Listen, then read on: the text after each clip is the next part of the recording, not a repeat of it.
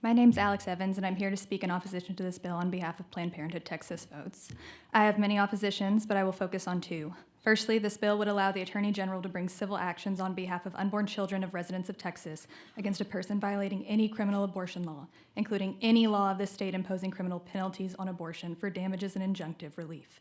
These laws include Texas's pre-Roe abortion statute, leaving the door open for dangerous misuse by the Attorney General. Second, while I acknowledge that the newly added Section 171A-101 prohibits a rapist from filing suit against anyone who helped the person they assaulted access abortion, this would not stop, say, a rapist's family or friend from doing so. Additionally, in states with a rape exception to their abortion ban, the use of these exceptions is quite limited by outside constraints, like the timeline for prosecuting rapists, which is almost always much longer than pregnancy or perhaps beginning civil proceedings. I'm also gravely concerned that this bill does not prohibit abusers from filing suit.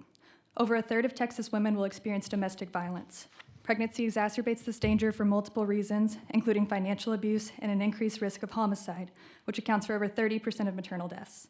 As anti-abortion groups recruit men to sue anyone who assisted the men's partners in seeking abortion, this bill would open up more legal avenues for abusers to intimidate and isolate pregnant victims and those brave enough to help them. This isn't a hypothetical. In Galveston County, 2 friends helped a pregnant woman desperate to leave her abusive husband acquire abortion medication. Her now ex-husband threatened legal action if she divorced him. His retaliation resulted in 2 wrongful death lawsuits of $1 million each against her friends, which were later dropped. The truth is, HB 5510 itself mirrors domestic violence patterns of isolation, resource control, and coercion. This endangers the most vulnerable Texans, including those experiencing abuse and without the means to travel out of state. Instead of addressing the cruelty of the total abortion ban, HB 5510 instills more fear, forcing Texans and people who do not live under Texas law to worry about whether offering help to someone in need could result in financial devastation. I urge you to oppose. Thank you for that testimony. Members, questions of this witness? Seeing none, thank you for being here.